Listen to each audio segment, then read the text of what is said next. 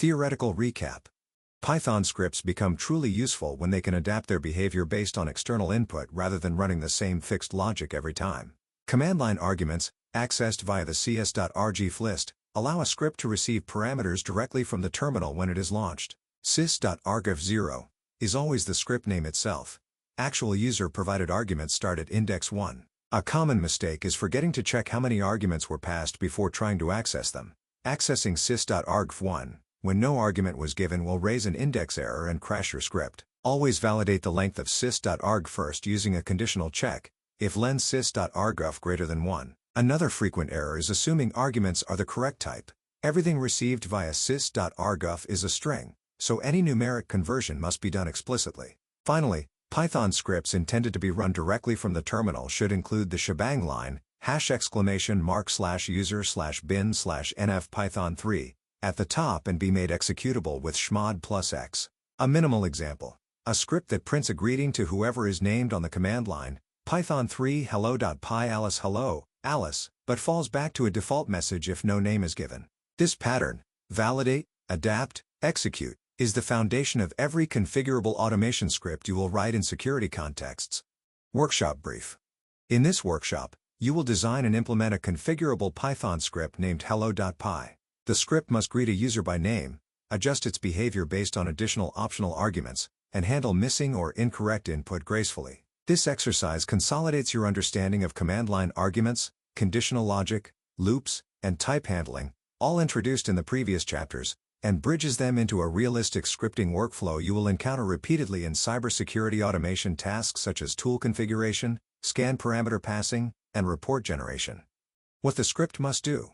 Your hello.py script must meet the following behavioral requirements. First, when called with no arguments, python3 hello.py, it must display a default message such as hello, world, without crashing. Second, when called with one argument representing a name, python3 hello.py Alice, it must display hello, Alice. Third, when called with a second optional numeric argument representing a repetition count, python3 hello.py Alice3, it must print the greeting the specified number of times using a loop.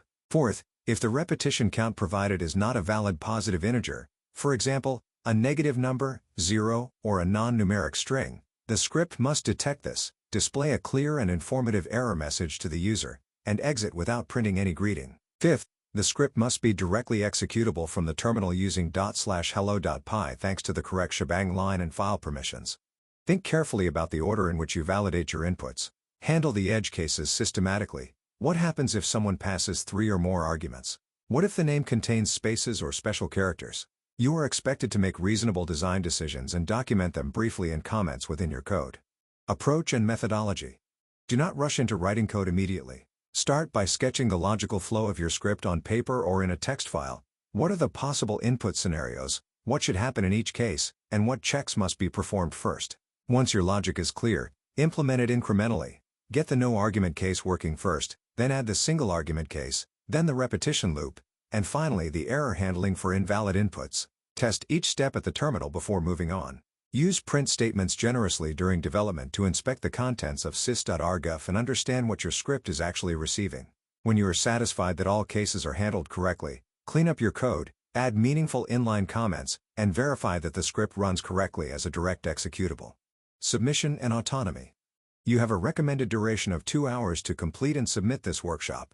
You must submit your hello.py file before the deadline expires. You are fully authorized to consult all previous course chapters, variables and types, conditions, loops, command line arguments, official Python documentation, and any relevant internet resources. You may work alone or seek help from peers or online communities, but the final code you submit must be your own and reflect your understanding.